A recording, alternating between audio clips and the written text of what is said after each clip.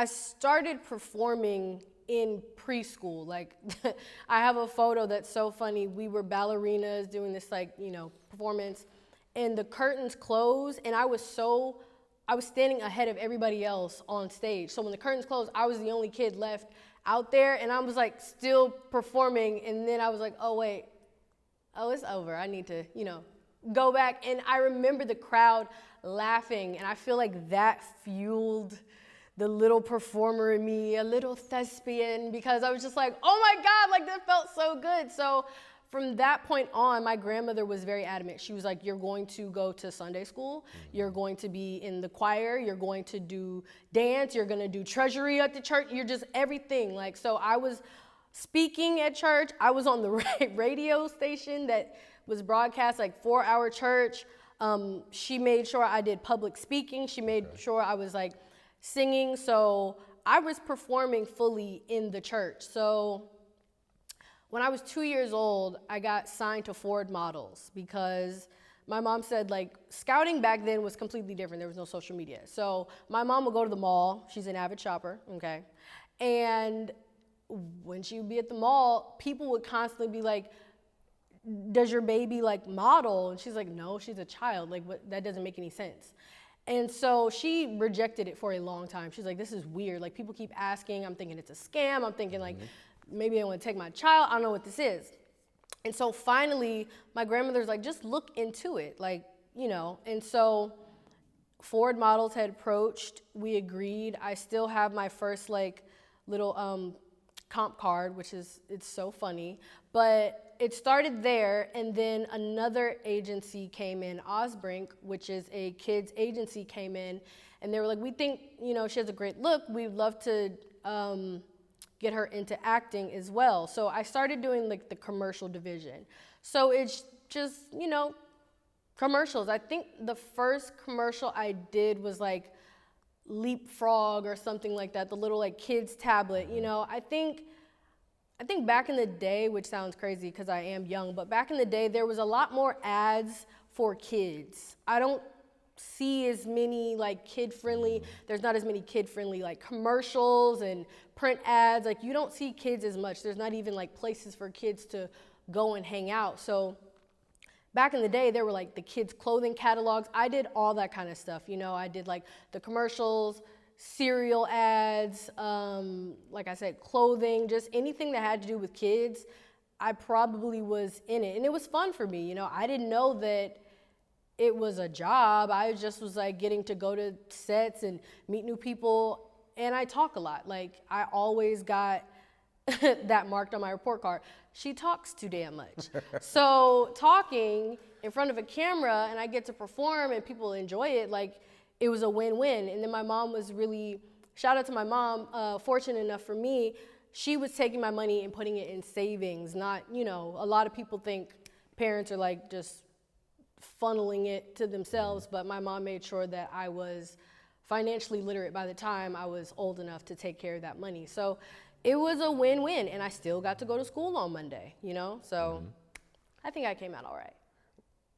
You did, and first, and before we continue further, shout outs to Mom for introducing you to acting, taking that leap of faith from grandmother. Shout out to Grandma too. Shout out to Gram. Yeah, because they pushed you, and now you're here still doing something that you love. So that's definitely a kudos to them. Yeah, I can appreciate that.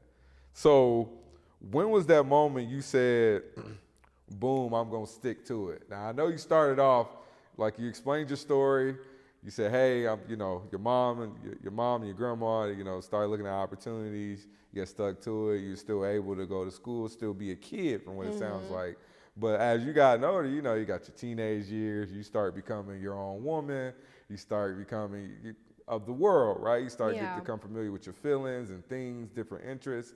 What was it that made you just click on, like, okay, I want to do this for the rest of my life? Yeah.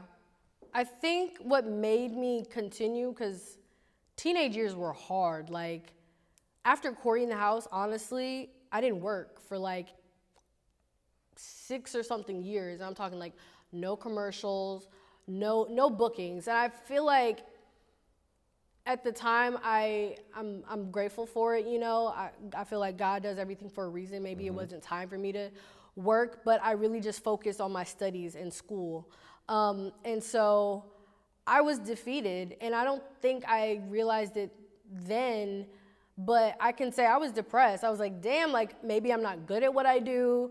You know, when you're a teenager, you go through puberty, you're ugly, you're awkward, like all these different things. And while I had encouragement around me, I just didn't feel like I was good enough.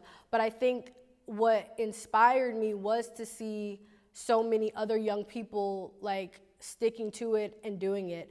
I have the utmost respect for Zendaya just because she was also a child actor, and she dominated Disney, you know, after Raven-Symoné did it, after Miley Cyrus did it, and then Zendaya came up right behind, and I just felt so inspired by the fact that she was able to do it from like the age of 14 on. And so I was just like, you know what, I can stick at this thing as long as you continue to do so. But I also think the big shifting point for me was I was with a child agency. I was approaching teenage to young adult years, and I was just like, I need to shed my skin in a way. Like, I can't forever be a Disney actor, a kid actor, because you're a kid for the shortest amount of time in your life. So as soon as you turn 18, that's done. So I reached out for new representation. I felt like I needed to switch things up, you know? Clearly, if what you've been doing in the past isn't working anymore, it's insanity to keep doing it again. So I got a new agent. I was very persistent. I didn't really have many connects outside of my agency I was with, but I knew I had a resume, I knew I had headshots, and I knew I was persistent. So I compiled a list of 100 agencies in LA that I would just reach out to. And so I sent them a cover letter, I sent them my headshot, I sent them my resume, and I was just like, look, I'm looking for new representations, I'm a young lady, like I am looking for the next step. I'm willing to do whatever. And I was very annoying. Like I would just email people over and over and over until I got a response. And a very select few actually got back to me. And so it was one agency that was like big enough that I felt like actually responded. Vincent Cincerone's office. He used to manage Halle Berry, I believe Taraji P. Henson.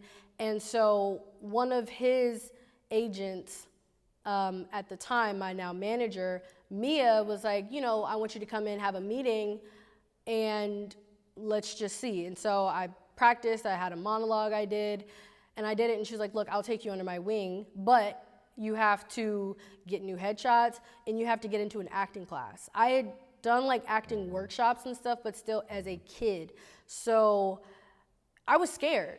I was like, oh God, like I gotta, you know, be vulnerable and act in front of a room of other people that might be better than me, that might be older than me, just all these things. But she pushed me, and because I felt uncomfortable, I knew that this was something I needed to do. So that was the turning point for me. It made me realize, like, I want to do this forever. I can do it. I just need to work hard and apply myself. Like, I can't just sit and be like, why aren't I getting any bookings? Oh, that's not gonna solve the problem. So yeah, it was that realization. It was not working that made me realize I do want to do this forever. I just gotta put the work in.